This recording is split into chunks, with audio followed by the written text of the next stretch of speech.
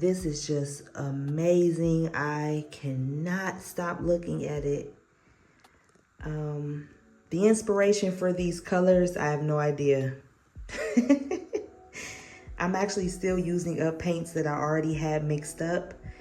And this green here, honestly, I don't know where it came from. Could have been, you know, scrapes from the table. It could have been a custom color that I made. I am just not really sure. It looks like a green gray or like green gray by Liquitex.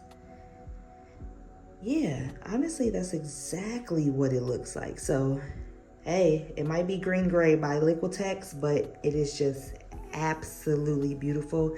It goes perfect with the custom white that I made there. I think it's just like a cream as well, and then just black and silver. Very simple, but so beautiful and very, very easy on the eyes. It's so soothing. It has a very soothing feeling for sure. And with the silver, it's just going to shine and shimmer literally throughout the entire painting. So check her out. Oh my gosh, I just can't stop looking. But thank you for watching.